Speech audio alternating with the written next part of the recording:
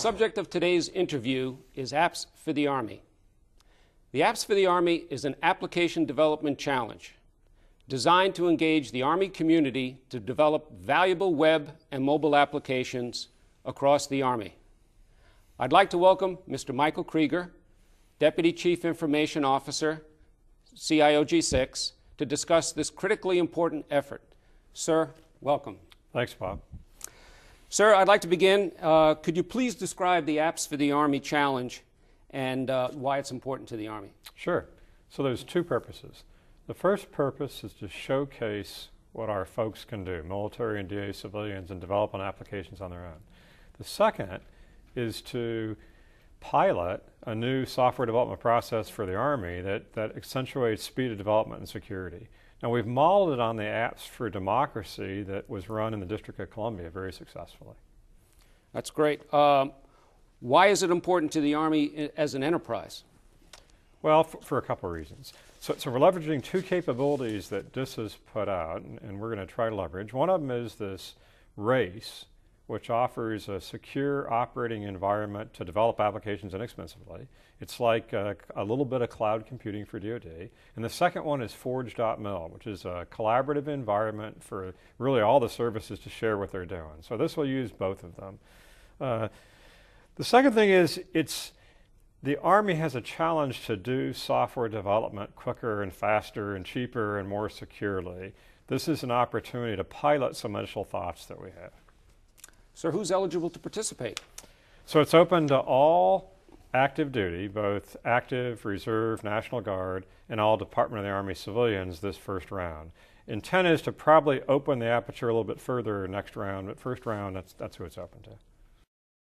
When will this program be announced? So the exciting thing is it starts 1 March. Great. And where can I go to sign up? So it's going to be on AKO, and there's going to be a banner on AKO. And it's going to be restricted. We're going to do the first 100 people that sign up for this opportunity. So there's a bit of exclusivity to this thing. Absolutely. Oh, that's great. What kind of apps can I create? Well, so we've scoped it. And again, this is part of how do you go quicker? You create some operating environments. So for Microsoft, we said you can do a .NET app or a SharePoint web part. Mm-hmm. We said that for Linux, you can use the LAMP stack, the Linux, Apache, MySQL, Python. Or you can do an Android app, or you can do an iPhone app, or you can do a BlackBerry app. That sounds exciting. What's in it for the military and civilian personnel besides more work?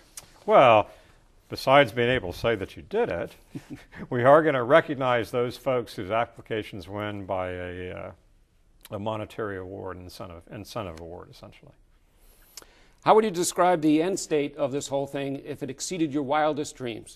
So I'd be thrilled if we end up with 10 to 15 apps that we then put in the wild on the net, NIPRNet and SIPRNet, and watch the acceptance of the apps by the Army community. One of the constraints for this that we said is that at the end of the period of the contest, your app's got to be completed, certified, completed con, and it goes into the wild, and we can really track the popularity of the applications. That's great. Where do I go to register and find out more information? So you go to AKO. There should be a banner in AKO announcing as we approach 1 March. And also, if you go to the CIO G6 homepage in AKO, it's announced there. That's great. Any final thoughts, sir?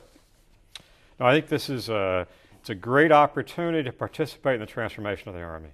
The Army's got to keep pace with where industry's going. Everybody's developing apps now. We've got to harness that potential within the Army. Sir, thanks for your insightful comments. We look forward to seeing the results of the Apps for the Army Development Challenge. No doubt the software applications developed will help meet Army objectives.